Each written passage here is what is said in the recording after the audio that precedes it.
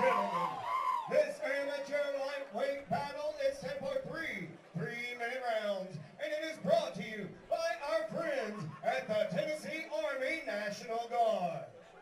Introducing first, he's fighting out of the blue corner.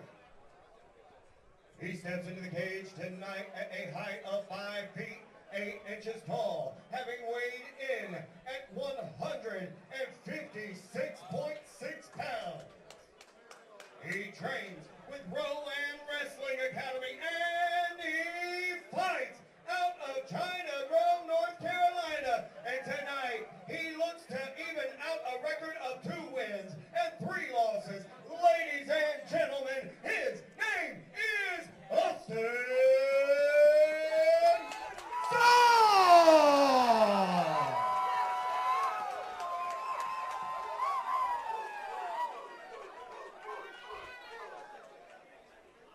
And his opponent across the cage and fighting out of the red corner.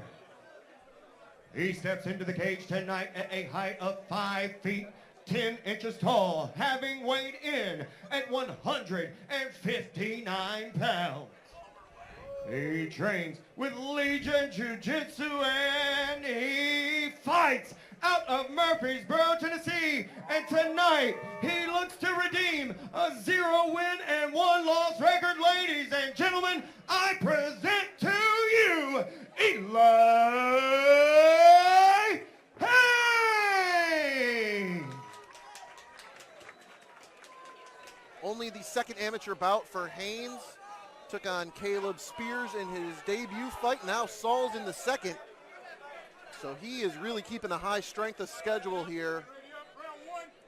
This is going to be a good one. First MMA contest of the undercard. Yeah, I mean, he's taking a really high strength of opponent as well. I mean, you just talked about his first fight against Spears, who's a hell of a fighter, and then now he's taking a 5-fight veteran. So he's definitely not looking for the easy way out. He's looking to earn that first victory the hard way. No doubt about it. Caleb Spears, the aforementioned, in action later tonight against the teammate of Austin Sauls in Bryce Boyd. That is still to come, but right now we've got all we can handle right now with Sauls and Haynes. Haynes is having a good time too. He's kind of smiling at the broadcast position as he throws a couple knees.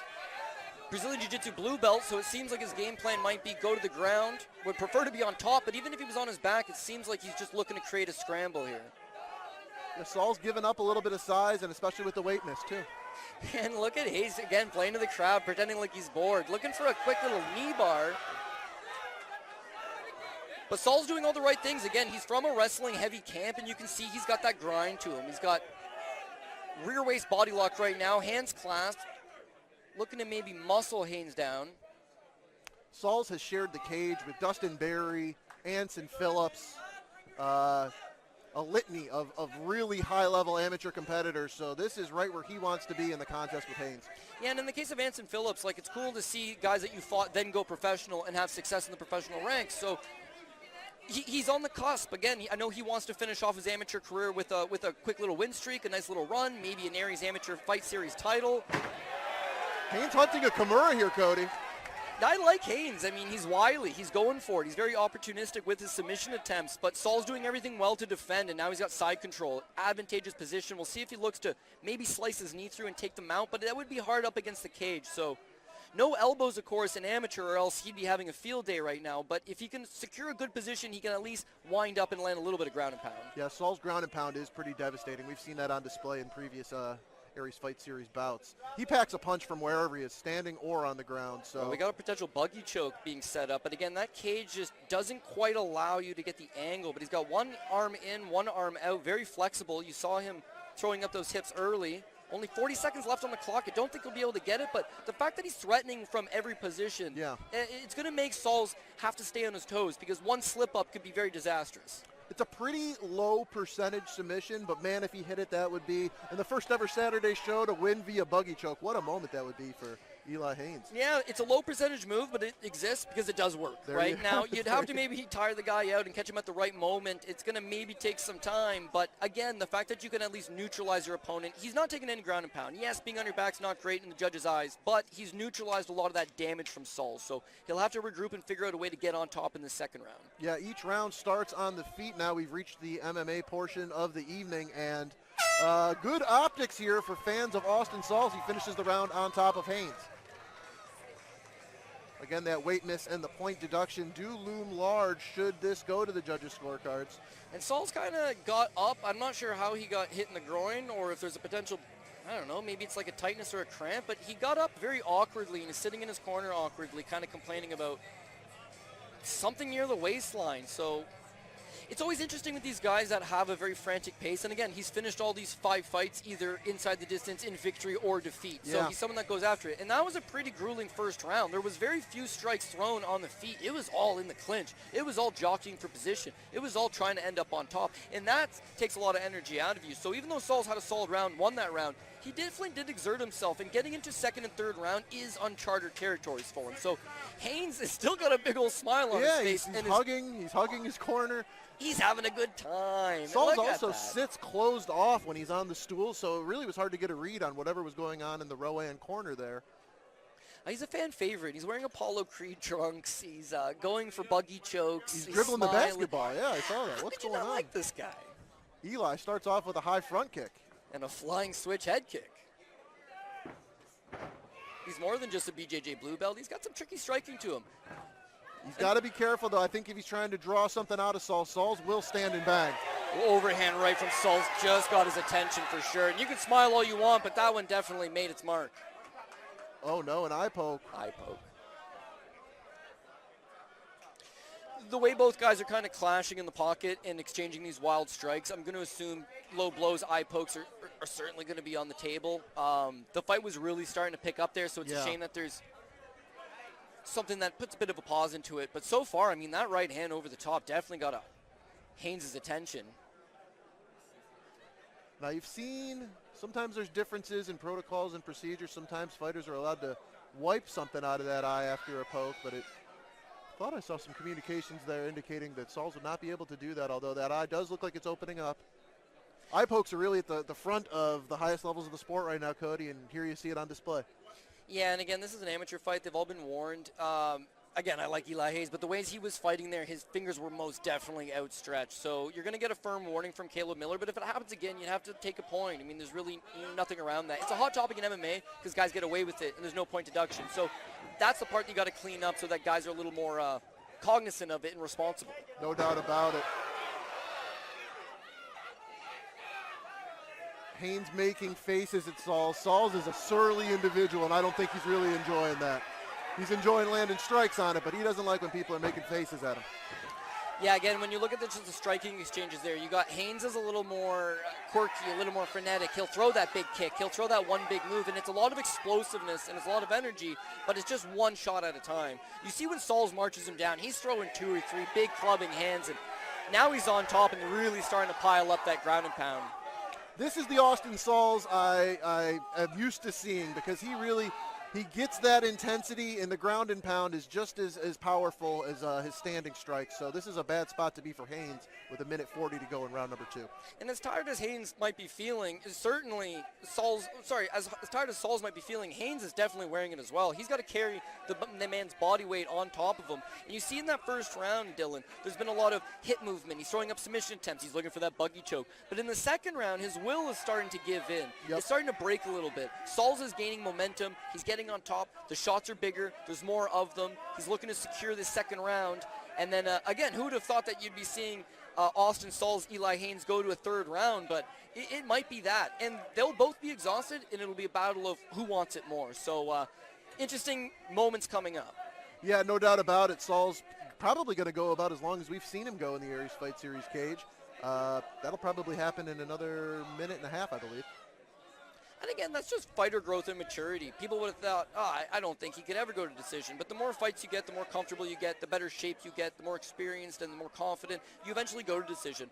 We'll talk about Anson Phillips versus Carter Beekman first. pro fight later on. But Carter Beekman was another guy nobody expected to go to decision. Yeah. He just fights absolutely frantic pace, hell on wheels, always bringing that pressure. And whether he wins, it's inside the distance. And if he loses, it's inside the distance. But his last time out, a split decision. And that just is a testament that he can go 15 if need be. People might say, well, he was tired in that fight, but he did it, and he learned from it. And Sauls has learned from his other fights that his gas tank's holding up pretty solid here through 2. Yeah, Sauls into mount here with about 14 seconds to work in round number 2. Haynes doing a good job, though, of getting half guard back and tying up the legs of Sauls.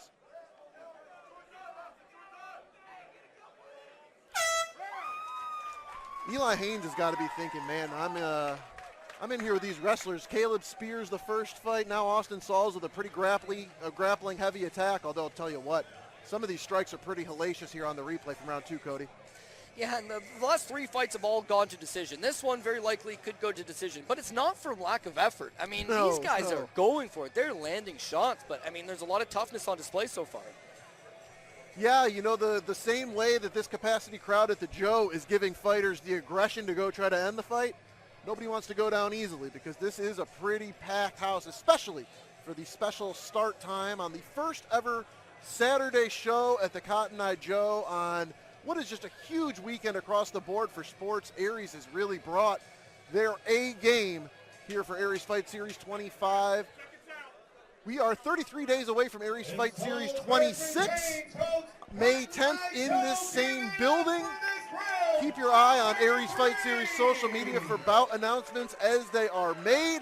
But right now, we've had 2 great rounds of action between Eli Haynes and Austin Sauls. Round 3 underway. It's going to be a long 3 minutes incoming for Haynes. He looks visibly spent, but he's a showman. He's waving to the crowd still. He's going to come and throw some stuff, but you can see his defense is still. Potential eye poke. Didn't know what happened there. Almost a toe poke, too. Yeah, something. It looked like Sauls was bothered a little bit from the left eye, but he seems recovered. And, again, his cardio was looking pretty solid. He got up right off his stool like he was game to go another hard 3. Like to see Haynes make, yeah, right here. Haynes going forward. Oh, lands a high kick. And that's what he's got to do is he's got these, oh, another one comes up. That one might have stung Austin. Knee to the body. This is Haynes' best chance. If he can get on top, that's where he'll put his jiu-jitsu to use. He's got a front headlock here, maybe looking to frame up a Darce. But the main thing is he's got to end up on top.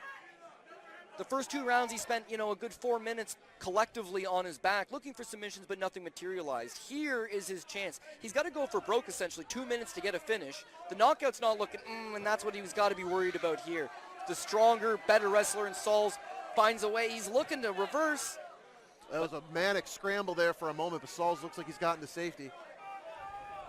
Yes, strength in wrestling, it'll really carry you out because as Sauls maybe started to get hit a little bit there standing, the ability to dictate where the fight is going to go and take the fight to the ground need be allows you to get that breath, allows you to kill a little more time off the clock. And again, that's more awareness, higher ring IQ, and that's what comes with having 5 fights. Haynes looks like he's going to be pretty decent when he has 5 fights himself. But so far, 0-1, there is some growth that still needs to happen there. Yeah, and if he can just take a couple of the tactics that have been utilized against him, both by Caleb Spears and Austin Sauls, make some adjustments and maybe incorporate some of that into his game, then you really start cooking with gas if you are Eli Haynes. But right now, Austin Sauls in top control. He's about 1 minute and 5 seconds left to work here in round 3.